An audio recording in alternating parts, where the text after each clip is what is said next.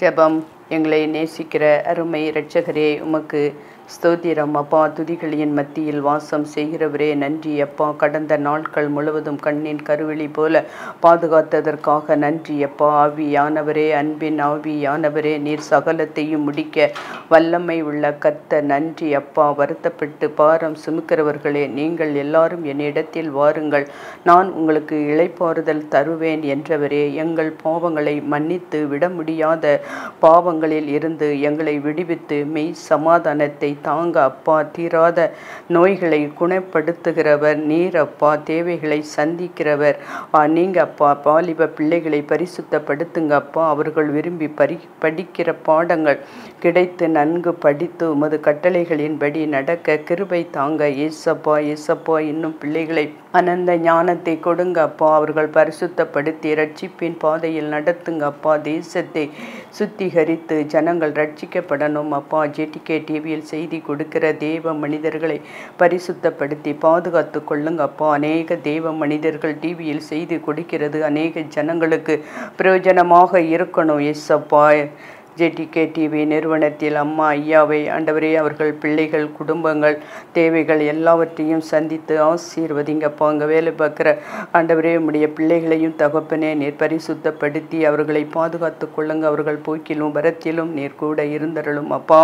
இன்னும் டிவியில் பேசுகிற என்னை மறைத்து நீங்கள் பேசுங்கப்பா. எல்லா துதி கன மகிமை உமக்கே செலுத்துகிறேன் இயேசுவின் நாமத்தினால். ஆமேன் ஆமேன். கர்த்தரும் இரட்சகரும் ஆகிய இயேசு கிறிஸ்துவின் இனிதான நாமத்தினால் என் அன்பின் ஸ்தோத்திரங்கள். ஜேடிகே டிவி அனைவருக்கும் என் அன்பின் ஸ்தோத்திரங்கள். எங்கும் புகழ் இயேசு ராஜனுக்கே, ஏழில் மாட்சிமை வளர் வாலிபரே. எங்கும் புகழ் இயேசு ராஜனுக்கே, ஏழில் மாட்சிமை வளர் வாலிபரே. உங்களை அல்லவோ உண்மை வேதம் காக்கும் உயர் வீரரான பக்தர் ஓதுகின்றார். எங்கும் புகழ் இயேசு ராஜனுக்கே, ஏழில் மாட்சிமை வளர் வாலிபரே. ஆயிரத்தொருவராவீரல்லோ நீரும் அதை அறிந்து துதி செய்குவீர். தாயினும் அடங்கு சதம் அன்புடைய சாமி இயேசுவுக்கு தயம் தந்திடும். எங்கும் புகழ் இயேசு ராஜனுக்கே, ஏழில் மாட்சிமை வளர் வாலிபரே. கல்வி கற்றவர்கள் கல்வி கல்லாதற்கு கடன்பட்டவர்கள் திறக்கவே. பல்வலி அலையும் பாதை தப்பினூரை பரிந்து திருப்பநீதம் பார்த்திடுவீர். எங்கும் புகழ் இயேசு ராஜனுக்கே, ஏழில் மாட்சிமை வளர் வாலிபரே. தாழ்மை சற்குணமும் தாயை கருண்யமும் தள்ளைப்பதல்லோ தகுந்த கல்வி. பாழும் தற்குணமும் பாவ செய்கையாவும் பரந்தோட பாதங்கள் உந்தன் பரமன் நன்றோ. எங்கும் புகழ் இயேசு ராஜனுக்கே, ஏழில் மாட்சிமை வளர் வாலிபரே. சுத்த சுவிசேஷம் துரிதமாய் செல்ல தூதர் நீங்களே தூயன் வீரரே. கர்த்தரின் பாதத்தில் காலை மாலை தங்கி கருணை நிறைவசனம் கற்றிடுவீர். எங்கும் புகழ் இயேசு ராஜனுக்கே, ஏழில் மாட்சிமை வளர் வாலிபரே. கர்த்தர் நல்லவர், அவர் கிருபை என்றும் உள்ளது. கர்த்தாவே சொல்லும் அடியேன் கேட்கிறேன். நாம் இன்று பார்க்க போகிற செய்தி, அர்ப்பணிப்போடு கொடுங்கள். எப்படி ஜெபித்தால் நம் ஜெபம் கேட்கப்படும். மீகா போன்ற தீர்க்கதரிசிகள் நீதிமன்ற இரக்கத்திற்காக அழைப்பை நமக்கு நினைவு ஊட்டுகிறார்கள். மனுஷனே நம்மை இன்னார் என்று அவர் நமக்கு அறிவித்து இருக்கிறார். நியாயம் செய்து இரக்கத்தை சிநேகித்து உன் தேவனுக்கு முன்பாக மன தாழ்மையாய் நடப்பதே அல்லாமல் வேறே என்னத்தையும் கர்த்தர் உன்னிடத்தில் கேட்கிறார். மீகா 6:8 சம்பந்தப்பட்ட அனைத்து தரப்பினருக்கும் நீர் தேடுவது மற்றும் பாதிக்கப்பட்டவர்களுக்கு இரக்கம் காட்டுவது. பிரசங்கம். சமாதானம் செய்கிறவர்கள் பாக்கியவான்கள், ஏனென்றால் அவர்கள் தேவனுடைய புத்திரர் என்று அழைக்கப்படுவார்கள். மத்தேயு 5:9 இஸ்ரவேல் மற்றும் பாலஸ்தீனத்திற்கு இடையே சமாதானத்தை ஏற்படுத்துவார்களாக. அனைத்து மக்களின் அமைதிக்காகவும் நல்வாழ்வுக்காகவும் பிரார்த்தனை செய்ய கிறிஸ்தவர்கள் அழைக்கப்படுகிறார்கள். எல்லா மக்களுக்காகவும் ராஜாக்களுக்காகவும் அதிகாரத்தில் உள்ள அனைவருக்காகவும் ஜெபிக்குமாறு பவுல் நம்மை ஊக்குவிக்கிறார். அர்ப்பணிப்போடு கொடுங்கள். தேவன் தம்முடைய ஒரே பேரான குமாரனாகிய இயேசு கிறிஸ்துவை இந்த உலகத்திற்கு அனுப்ப சித்தம் கொண்டபோது இயேசு கிறிஸ்து தம்மை தாமே வெறுமையாக்கி அடிமையின் ரூபம் எடுத்து மனுஷர் சாயலானார். சிலுவையின் மரண பரியந்தமும் கீழ்ப்படிந்தவராகி தம்மை தாமே தாழ்த்தினார். ஆண்டவர் நமக்கு கொடுத்திருக்கும் ஆஸ்தியும் செல்வமும் ஆசீர்வாதமும் அவருடையது என்பதை உணர்ந்து அவர் நமக்கு கொடுத்ததில் அவருக்கு, அதாவது தேவையோடு இருப்போருக்கும் கஷ்டப்படுவோருக்கும் நம்மால் முடிந்த உதவியை அர்ப்பணிப்போடு செய்வோம் என்றால், மிகவும் சிறியவர்களாகிய என் சகோதரனான இவர்களில் ஒருவனுக்கு நீங்கள் எதை செய்தீர்களோ அதை எனக்கே செய்தீர்கள் என்று இயேசு கிறிஸ்து சொல்லுகிறார்.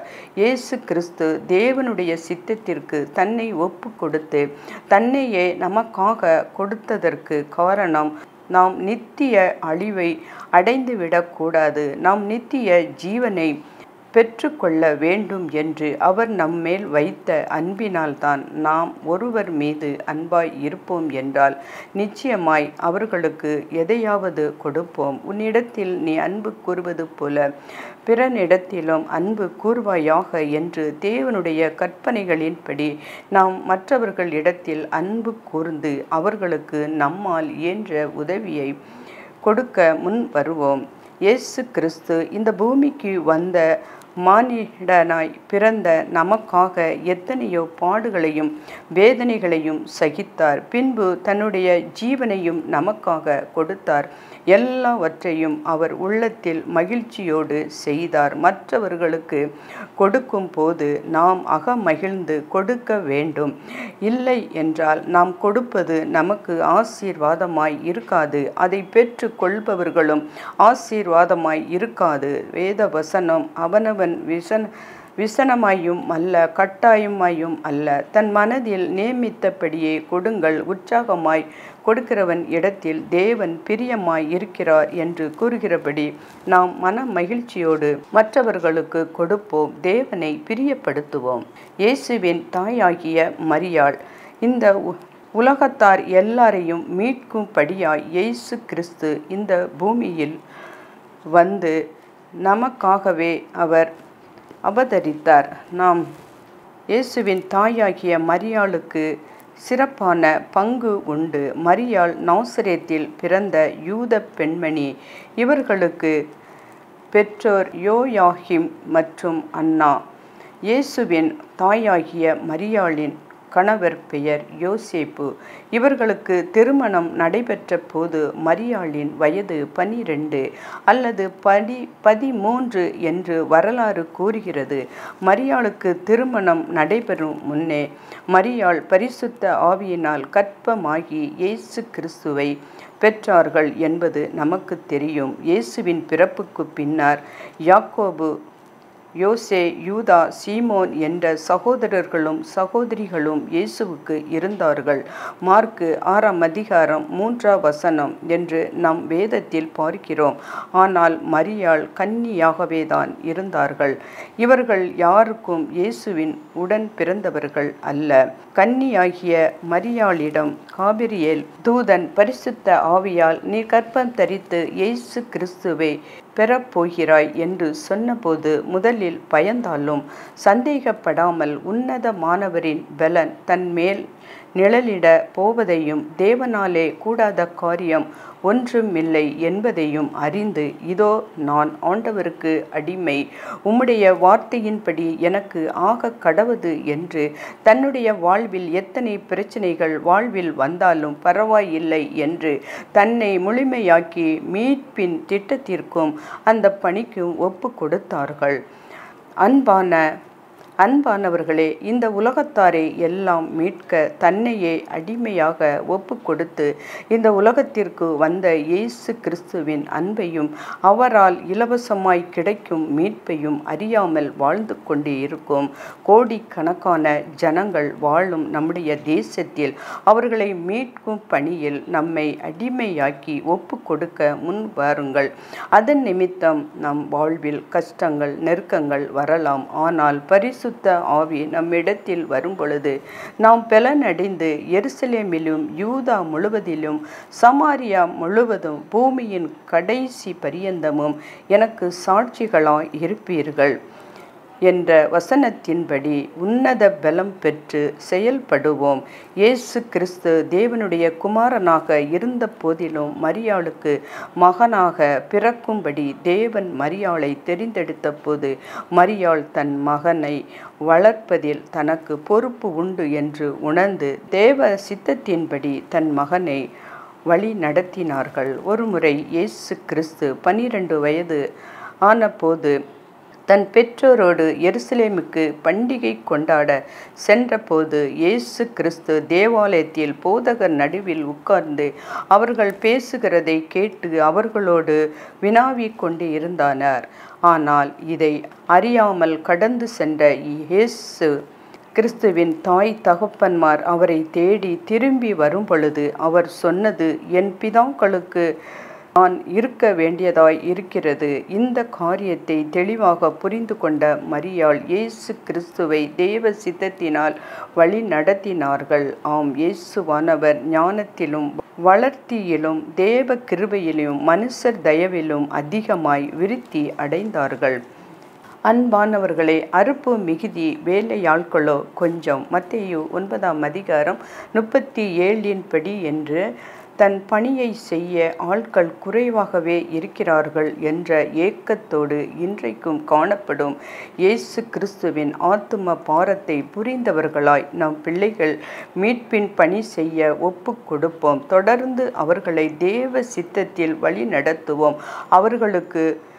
அவர்களுக்காக நாம் ஜெபிப்போம். நிச்சயமாகவே நம் பிள்ளைகளை ஆண்டவர் எடுத்து பயன்படுத்துவார். மேலும் பிள்ளைகள் ஆண்டவருடைய பணியை செய்ய தங்களை ஒப்பு கொடுத்து இருந்தால் அவர்களை தடை செய்யாமல் உற்சாகப்படுத்தி தேவ பணி செய்ய வழி நடத்துவோம். நிச்சயம் நம் பிள்ளைகளை தேவன் பிரகாசிப்பார். இயேசு கிறிஸ்து இந்த உலகத்தை விட்டு கடந்து பரலோகத்திற்கு எடுத்து கொள்ளப்பட்ட பின்பு மரியாள் இயேசுவின் கடைசி கட்டளையாகிய சுவிசேஷ பணியை தன் கடமையாக எண்ணி அப்போஸ்தலர்களோடு தேவ பணியில் இணைந்து செயல்பட்டார்கள். ஜெபத்திலே தரித்து இருந்தார்கள். பரிசுத்த ஆவியை பெற்றார்கள். அப்போஸ்தலரோடு ஊழியத்திலேயும் தன் வாழ்வின் இறுதி வரை பங்கு கொண்டார்கள் என்று வரலாறு கூறுகிறது. இரட்சகர் இயேசு கிறிஸ்துவை சுமந்து பெற்றெடுத்ததோடு தேவ பணியிலையும் இணைந்து செயல்பட்டதை நாம் பார்க்கிறோம். அன்பானவர்களே, இந்த கடைசி நாட்களிலும் அழிந்து கொண்டிருக்கும் ஆத்துமாக்களை மீட்கும் பணியில் பெண்களாகிய நாம் நம்முடைய பணியை சிறப்பாக அளிப்போம். தனியாக குழுக்களாக இணைந்து ஜெபிப்போம். எப்படி ஜெபித்தால் நம் ஜெபம் கேட்கப்படும்? ஜெபத்தை கேட்கிறவரே, மாமிசமான யாவரும் உம்மிடத்தில் வருவார்கள் என்று பரிசுத்த வேதாகமம் சொல்கிறது.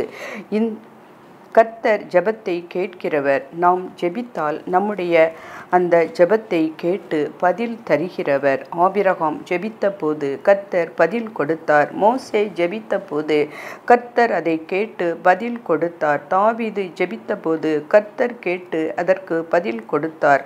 அன்னாள் ஜெபித்த போது கர்த்தர் கேட்டு பதில் கொடுத்தார். எலியா ஜெபித்த போது அந்த ஜெபத்திற்கு கர்த்தர் பதில் கொடுத்தார். இப்படியாக தேவ மனிதர்களுடைய ஜெபத்தை கேட்டு கர்த்தர் அற்புதங்களை செய்த அநேக சம்பவங்கள் பரிசுத்த வேதாகமத்தில் குறிப்பிட்டு இருக்கிறது.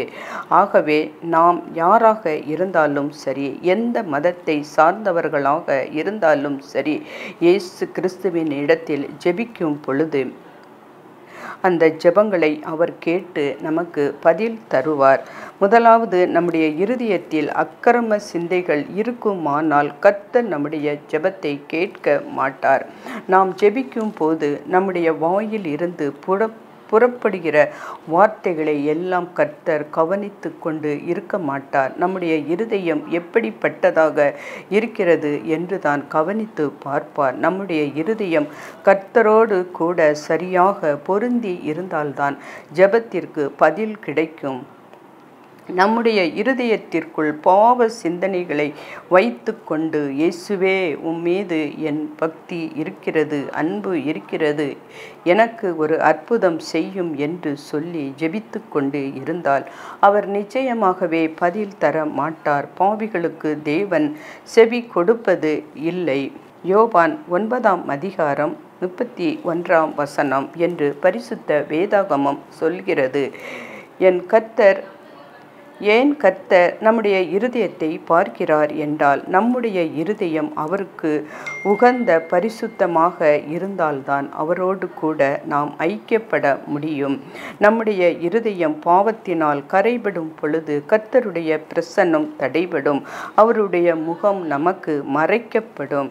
நம்முடைய ஜெபத்திற்கு பதில் கொடுக்க அவர் ஆயத்தமாக இருக்கிறேன், உன்னோடு பேசுவதற்கும் நான் ஆயத்தமாக இருக்கிறேன், ஆனால் உன்னுடைய அக்கிரமமும் பாவங்களும் மீறுதல்களும் தான் உன்னை மறைக்கிறது. ஜெபத்திற்கு செவி கொடுக்க கூடாதபடிக்கு என் முகத்தை உனக்கு மறைக்கிறது என்று சொல்லுகிறார். நம் பாவங்கள் அவர் நமக்கு செவி கொடாதபடிக்கு அவருடைய முகத்தை நமக்கு மறைக்கிறது. ஒரு மனிதன் பாவத்திற்குள்ளாகவே இருந்து கொண்டு ஜெபம் பண்ணினால் கர்த்தர் அந்த ஜெபத்தை கேட்கவே மாட்டார், அதற்கு பதிலும் தரவே மாட்டார்.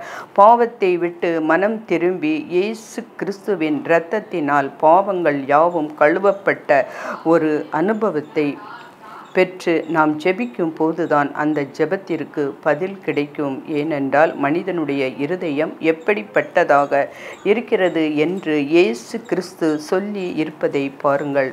மனுஷனுடைய இருதயத்திற்குள் இருந்து பொல்லாத சிந்தனைகளும் விபச்சாரங்களும் வேசித்தனங்களும் கொலை பாதகங்களும் களவுகளும் பொருளாசைகளும் துஷ்டதனங்களும் கபடம் காம விகாரம் வன்கண்ணும் தூசணமும் பெருமையும் மதிகேடும் புறப்பட்டு வரும். இயேசு கிறிஸ்து ஒருவர்தான் மனிதர்களாகிய நம்முடைய இருதயம் எப்படிப்பட்டதாக இருக்கிறது என்பதை மிக தெளிவாக நமக்கு காண்பிக்கிறார். எரேமியா 17ஆம் அதிகாரம் 9வது வசனம், எல்லாவற்றை பார்க்கிலும் மனிதனுடைய இருதயமோ திருக்குள்ளதும் மகா கேடுள்ளதுமாய் இருக்கிறது என்று கர்த்தர் சொல்லுகிறார். மனிதனுடைய இருதயம் எப்பொழுதும் எப்படி மாறும் என்று யாராலும் சொல்ல முடியாது. ஆகவே நம்முடைய இருதயத்தின் நினைவுகளை குறித்து நாம் மிகவும் கவனமாக இருக்க வேண்டும்.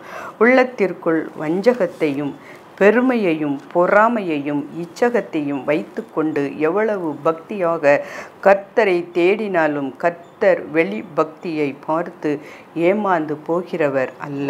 கர்த்தர் நம்முடைய ஜெபத்தை கேட்டு பதில் தர வேண்டுமானால் நம்முடைய இருதயம் சுத்தமாக இருக்க வேண்டும். சுத்த இருதயம் உள்ளவர்களுக்கு கர்த்தர் நல்லவராகவே தான் இருக்கிறார். சங்கீதம் 73ஆம் அதிகாரம் 1 இயேசு கிறிஸ்துவின் இரத்தம் சகல பாவங்களையும் நீக்கி நம்மை சுத்திகரிக்கும் என்று கர்த்தருடைய வார்த்தை சொல்லுகிறது. அந்த இரத்தம் வேறு எங்கேயும் கிடையாது. அது சிலுவையில் சிந்தப்பட்ட இயேசு கிறிஸ்துவின் இரத்தம். அது வல்லமையுள்ள பரிசுத்தமுள்ள இரத்தம். இயேசுவே, உம்முடைய பரிசுத்தமுள்ள இரத்தத்தினால் என்னை கழுவும் என்று என்னுடைய இருதயம் பரிசுத்தமாக்கப்பட வேண்டும் என்றும், என் இருதயத்திற்குள் பாவம் இருக்கிறது, என்னை மன்னித்து உம்முடைய இரத்தத்தினால் என்னை கழுவும் என்று சொல்லி ஒப்பு கொடுத்து ஜெபித்து விட்டாலே அவருடைய இரத்தம் நம்மை கழுவி சுத்திகரிக்கும். நம்முடைய கண்களால் அதை பார்க்க முடியாது, ஆனால் நம்முடைய இருதயத்தில் அதை உணர முடியும். தன் பாவம் மறைக்கிறவன் வாழ்வடைய மாட்டான், அதை அறிக்கை செய்து விட்டு விடுகிறவனோ இரக்கம் பெறுவான். மார்க்கு 11 அதிகாரம் 24 நீங்கள் ஜெபம் பண்ணும் போது எவைகளை கேட்டுக்கொள்வீர்களோ அவைகளை பெற்று கொள்ளுவோம் என்று விசுவாசியுங்கள், அப்பொழுது அவைகள் உங்களுக்கு உண்டாகும் என்று கர்த்தர் இயேசு கிறிஸ்து சொல்லுகிறார். அப்படி விசுவாசிக்கும் போதுதான் அந்த ஜெபத்திற்கு பதில் வரும். கர்த்தர் நம்மிடத்தில் விசுவாசத்தை எதிர்பார்க்கிறார். இருதயம் கர்த்தருக்கு முன்பாக சுத்தமாக இருக்க வேண்டும். விசுவாசம் இல்லாமல் தேவனுக்கு பிரியமாய் இருப்பது கூடாத காரியம். ஏனென்றால் தேவனிடத்தில் சேருகிறவன் அவர் உண்டென்றும் அவர் தம்மை தேடுகிறவர்களுக்கு பலன் அளிக்கிறார் என்றும் விசுவாசிக்க வேண்டும். நமக்குள் விசுவாசம் இல்லாவிட்டால் கர்த்தரை பிரியப்படுத்த முடியாது. தன் இருதயத்தில் சந்தேகப்படாமல் விசுவாசித்தால் அவன் சொன்னபடியே ஆகும் என்று மெய்யாகவே உங்களுக்கு சொல்லுகிறேன். அவர் எவ்வளவாகிலும் சந்தேகப்படாமல் விசுவாசத்தோடே கேட்கிறவன் சந்தேகப்படுகிறவன் காற்றினால் அடிபட்டு அலைகிற கடலின் அலைக்கு ஒப்பாய் இருக்கிறான். அப்படிப்பட்ட மனுஷன்தான் கர்த்தரிடத்தில் எதையாகிலும் பெறலாம் என்று நினையாதிருப்பானாக என்று கர்த்தர் சொல்லுகிறார். இயேசு கிறிஸ்து இந்த பூமியில் இருந்த நாட்களில் நடந்த ஒரு சம்பவத்தை பாருங்கள்.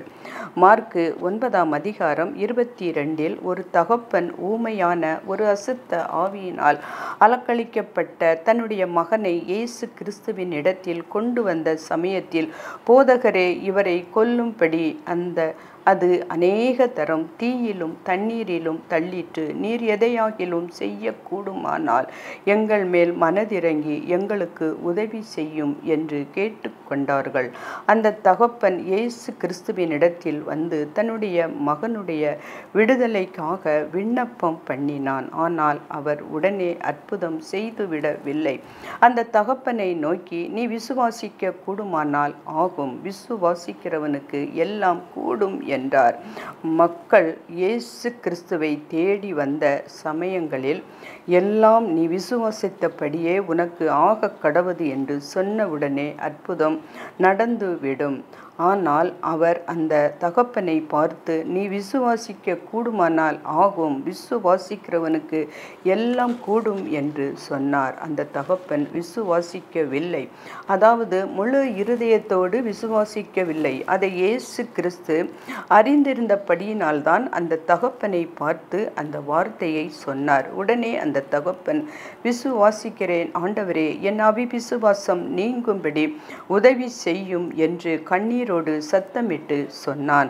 அதாவது அந்த தகப்பனுடைய வார்த்தையினால் விசுவாசம் அவிசுவாசமும் கலந்து இருந்தது. முழு இருதயத்தோடு விசுவாசிக்கிற விசுவாசம் அவனுக்குள் இல்லை.